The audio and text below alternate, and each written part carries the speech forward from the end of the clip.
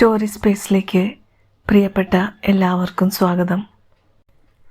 ഇന്ന് ഹെൻറി എഴുതിയ after 20 years 20 വർഷങ്ങൾക്കു ശേഷം എന്ന കഥ കേൾക്കാം. ഡ്യൂട്ടിയിലുണ്ടായിരുന്ന പോലീസുകാരൻ നഗരവീഥിയിലൂടെ തികഞ്ഞ ഗാംഭീര്യത്തോടെ എന്നാൽ ആകർഷകമായ ചുവടുവെപ്പോടെ മുന്നോട്ട് നടന്നു.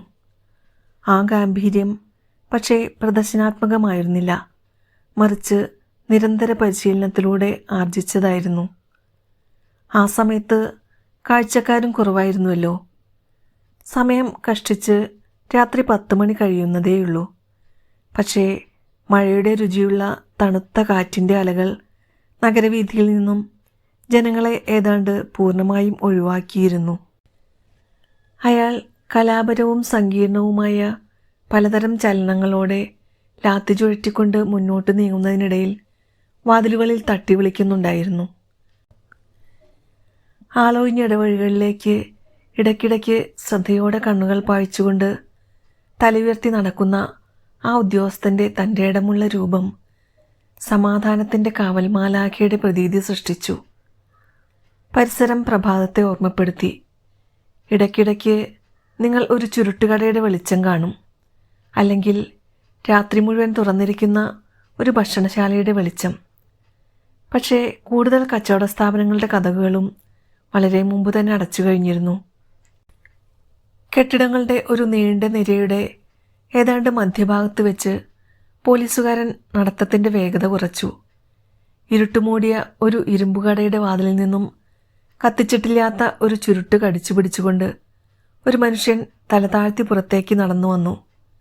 പോലീസുകാരൻ അയാളുടെ അടുത്തേക്ക് നടന്നു ചെന്നപ്പോൾ ചുരുട്ട് മാറ്റിക്കൊണ്ട് അയാൾ പെട്ടെന്ന് പറഞ്ഞു,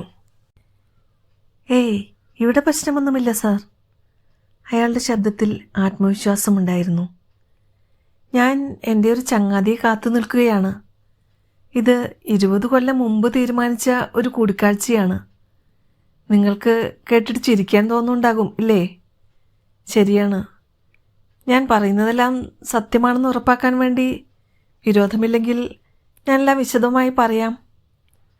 20 കൊല്ലം മുമ്പ് ഈ കടയുടെ സ്ഥാനത്ത് ഒരു ഹോട്ടലായിരുന്നു, ബിഗ് ജോ ബ്രാഡിസ് റെസ്റ്റോറൻറ്റ്. 5 കൊല്ലം മുമ്പ് വരെ അതിവിടെ ഉണ്ടായിരുന്നു.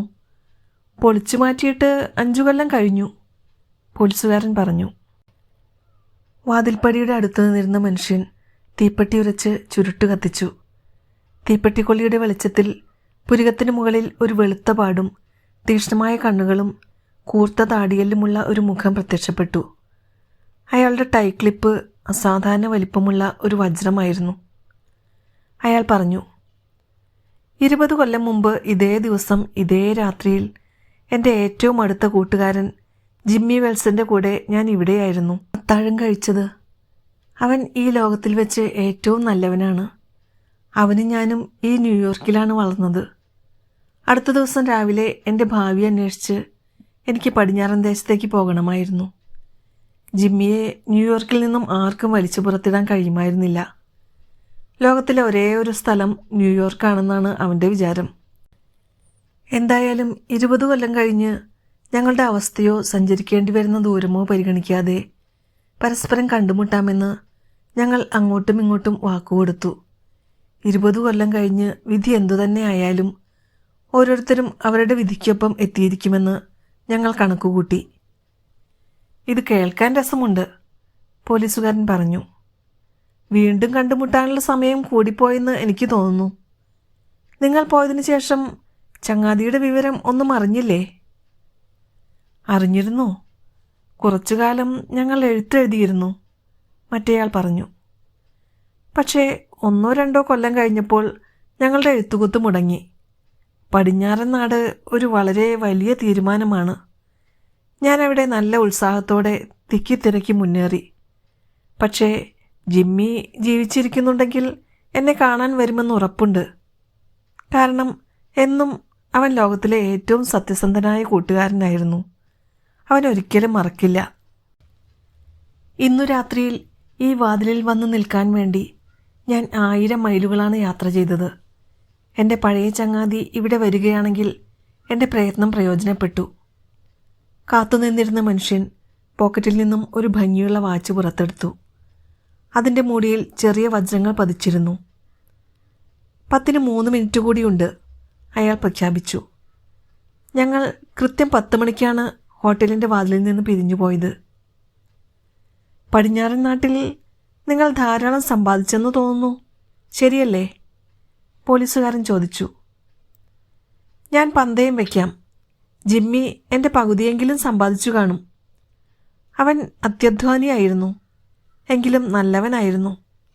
എനിക്ക് എൻ്റെ സമ്പാദ്യത്തിനു വേണ്ടി അവിടെ ഏറ്റവും ബുദ്ധിമാന്മാരായ ചിലരോട് മത്സരിക്കേണ്ടി വന്നു. ന്യൂയോർക്കിലാണെങ്കിലും മനുഷ്യൻ ഒരു ചാലിലൂടെ മുന്നോട്ട് നീങ്ങും. പടിഞ്ഞാറൻ നാട് അവനെ നിർണായകമായ അവസ്ഥയിലെത്തിക്കും. പോലീസുകാരൻ ലാത്തി ചുഴറ്റിക്കൊണ്ട് 1-2 ചുവട് മുന്നോട്ട് നടന്നു. ഞാൻ പോകുന്നു. നിങ്ങളുടെ കൂട്ടുകാരൻ വരുമെന്ന് തന്നെ പ്രതീക്ഷിക്കാം. അയാൾ കൃത്യസമയം നോക്കി വന്നുചേരാൻ കാത്തു നിൽക്കുകയായിരിക്കും. എനിക്ക് അവൻ കൃത്യസമയത്ത് തന്നെ വരണമെന്നില്ല, മറ്റേയാൾ പറഞ്ഞു. ഞാൻ ഏതായാലും അരമണിക്കൂർ കൂടി അവനെ കാത്തു നിൽക്കും.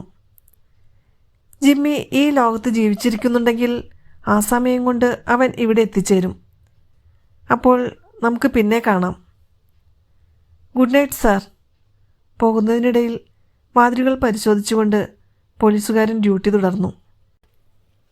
പടിഞ്ഞാറൻ കാറ്റിൻ്റെ ശക്തി കൂടി. ഇപ്പോൾ അതൊരു തണുത്ത ചാറ്റൽ മഴയായി മാറി. അതുവഴി കടന്നുപോയ ഏതാനും വഴിയാത്രക്കാർ നിസ്സഹായരായി കോട്ടിൻ്റെ കോളറുകൾ ഉയർത്തിവെച്ച് കൈകൾ പോക്കറ്റിൽ തിരുകിക്കൊണ്ട് തിടുക്കത്തിൽ നടന്നുപോയി. ഇരുമ്പുകടയുടെ വാതിലിൽ 1000 മൈലുകൾ താണ്ടിയെത്തിയ മനുഷ്യൻ ബുദ്ധിശൂന്യതയോളം എത്തുന്ന അനിശ്ചിതത്വവുമായി ചെറുപ്പത്തിലെ ചങ്ങാതിയെപ്പറ്റി ആലോചിച്ച് ചുരുട്ട് വലിച്ചുകൊണ്ട് കാത്തുനിന്നു. അയാൾ 20 മിനിറ്റോളം കാത്തുനിന്നു. അതിനുശേഷം നീളം കൂടിയ കോട്ട് ധരിച്ച ഒരു മനുഷ്യൻ ചെവി വരെ കോളർ ഉയർത്തിവെച്ചുകൊണ്ട് വഴിയുടെ എതിർവശത്തു കൂടി അതിവേഗത്തിൽ നടന്നു വന്നു. അയാൾ കാത്തു നിൽക്കുന്ന മനുഷ്യൻ്റെ അടുത്തേക്ക് നേരിട്ട് നടന്നു ചെന്നു. ബോബ്, അത് നീയാണോ? അയാൾ സംശയത്തോടെ ചോദിച്ചു. ജിമ്മി വെൽസ്, ഇത് നീ തന്നെയാണോ? വാതിലിൽ നിന്നിരുന്ന മനുഷ്യൻ ഉറക്കെ വിളിച്ചു പറഞ്ഞു. എൻ്റെ ഭാഗ്യം. പുതിയതായി വന്നവൻ മറ്റേയാളുടെ 2 കൈയും കൂട്ടിപ്പിടിച്ചുകൊണ്ട് പറഞ്ഞു. ഇത് ബോബാണെന്നത് നമ്മുടെയൊക്കെ വിധി പോലെ സത്യമാണ്. നീ ഇപ്പോഴും ജീവിച്ചിരിക്കുന്നുണ്ടെങ്കിൽ ഇവിടെ എത്തുമെന്ന് എനിക്ക് ഉറപ്പായിരുന്നു. ശരി, എന്തായാലും 20 വർഷം ഒരു നീണ്ട കാലയളവാണ്. ബോബ്, പഴയ ഹോട്ടൽ പോയി, അതുണ്ടാവേണ്ടതായിരുന്നു. എങ്കിൽ നമുക്ക് അവിടെ നിന്ന് മറ്റൊരു അത്താഴം കൂടി കഴിക്കാൻ പറ്റുമായിരുന്നു. എടാ കിഴവാ, പടിഞ്ഞാറൻ നാട് നിന്നെ എങ്ങനെയാണ് പരിഗണിച്ചത്? ദുഷ്ട, അത് ഞാൻ ചോദിച്ചതെല്ലാം എനിക്ക് തന്നു. ജിമ്മി, നീ ഒരുപാട് മാറിപ്പോയി. ഞാൻ നിനക്ക് 2-3 ഇഞ്ച് പൊക്കം കൂടി കാണുമെന്ന് ഒരിക്കലും വിചാരിച്ചിരുന്നില്ല. ഓ, 20 കഴിഞ്ഞിട്ടും ഞാൻ പൊക്കം വെച്ചു. ജിമ്മി, ന്യൂയോർക്കിൽ നിനക്ക് സുഖമായിരുന്നോ? കുഴപ്പമില്ല. എനിക്ക് പട്ടണത്തിലെ ഭരണവകുപ്പിൽ ഒരു ജോലിയുണ്ട്. ബോബ്, നമുക്ക് പഴയ കാലത്തെപ്പറ്റി സംസാരിച്ചുകൊണ്ട് എനിക്ക് പരിചയമുള്ള സ്ഥലങ്ങളിലെല്ലാം ഒന്ന് ചുറ്റിക്കറങ്ങാം. 2 പേരും കൈകോർത്ത് പിടിച്ചുകൊണ്ട് പ്രധാന വഴിയിലൂടെ നടക്കാൻ തുടങ്ങി. പടിഞ്ഞാറ് നിന്ന് വന്ന മനുഷ്യൻ വിജയത്തിൻ്റെ അതിശയോക്തി കലർന്ന ആത്മപ്രശംസയോടെ അയാളുടെ തൊഴിലിൻ്റെ ചരിത്രം ചുരുക്കി പറയാൻ തുടങ്ങുകയായിരുന്നു.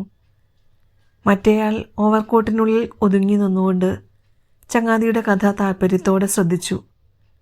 വഴിയുടെ ഒരു തിരിവിൽ വൈദ്യുതി വിളക്കുകൾ തെളിഞ്ഞു നിന്നിരുന്ന ഒരു മരുന്നുകട ഉണ്ടായിരുന്നു. അവർ അതിൻ്റെ വെളിച്ചത്തിലേക്ക് കടന്നു വന്നപ്പോൾ ഓരോരുത്തരും ഒരേ സമയത്ത് മറ്റേയാളുടെ മുഖത്തേക്ക് നോക്കി. പടിഞ്ഞാറ് നിന്ന് വന്ന മനുഷ്യൻ പെട്ടെന്ന് നടത്തം നിർത്തിക്കൊണ്ട് കോർത്തു പിടിച്ചിരുന്ന കൈ പിൻവലിച്ചു. നിങ്ങൾ ജിമ്മി വെൽസ് അല്ല, അയാൾ പൊട്ടിത്തെറിച്ചു. 20 വർഷങ്ങൾ ഒരു നീണ്ട കാലയളവാണ്. പക്ഷേ ഒരു മനുഷ്യൻ്റെ റോമൻ മൂക്കിനെ ഒരു പഗ്ഗിൻ്റേതുപോലെ പതിഞ്ഞ മൂക്കാക്കാൻ അത്രയും കാലയളവ് കൊണ്ട് സാധിക്കില്ല. ഇത്രയും സമയത്തിന് ചിലപ്പോൾ ഒരു നല്ല മനുഷ്യനെ ചീത്ത മനുഷ്യനാക്കാൻ പറ്റും, ഉയരമുള്ള മനുഷ്യൻ പറഞ്ഞു. നിങ്ങൾ ഞങ്ങളുടെ കസ്റ്റഡിയിലായിട്ട് 10 മിനിറ്റ് കഴിഞ്ഞിരിക്കുന്നു. സിൽക്കി ബോബ്, നിങ്ങൾ ഞങ്ങളുടെ വഴിക്ക് വന്നു കാണുമെന്ന് ചിക്കാഗോ പോലീസ് വിചാരിച്ചു. അവർക്ക് നിങ്ങളോട് സംസാരിക്കാൻ ആഗ്രഹമുണ്ട്. മര്യാദയ്ക്ക് ഞങ്ങളനുസരിക്കുന്നതാണ് നല്ലത്. പക്ഷേ സ്റ്റേഷനിലേക്ക് പോകുന്നതിന് മുമ്പായി നിങ്ങൾക്കു തരാൻ വേണ്ടി പട്രോൾ പോലീസ് മിസ്റ്റർ വെയിൽസ് എന്നെ ഒരു കുറിപ്പ് ഏൽപ്പിച്ചിട്ടുണ്ട്. അത് ഞാൻ നിങ്ങൾക്ക് കൈമാറുകയാണ്. പടിഞ്ഞാറ് നിന്നുള്ള മനുഷ്യൻ തൻ്റെ കയ്യിൽ കിട്ടിയ ആ കൊച്ചു തുണ്ടുകടലാസ് തുറന്നു വായിക്കാൻ ആരംഭിച്ചു. കുറിപ്പ് വായിച്ചു തീരുമ്പോഴേക്കും അയാളുടെ കൈകൾ വിറയ്ക്കുന്നുണ്ടായിരുന്നു. കുറിപ്പിൽ ചുരുക്കം വാക്കുകളെ ഉണ്ടായിരുന്നുള്ളൂ. ബോബ്, നമ്മൾ മുൻകൂട്ടി തീരുമാനിച്ചിരുന്ന സ്ഥലത്ത് ഞാൻ കൃത്യസമയത്ത് തന്നെ വന്നിരുന്നു.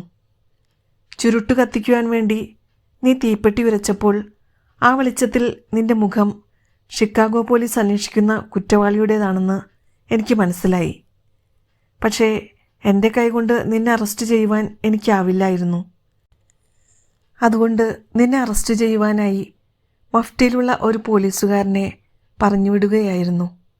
ജിമ്മി.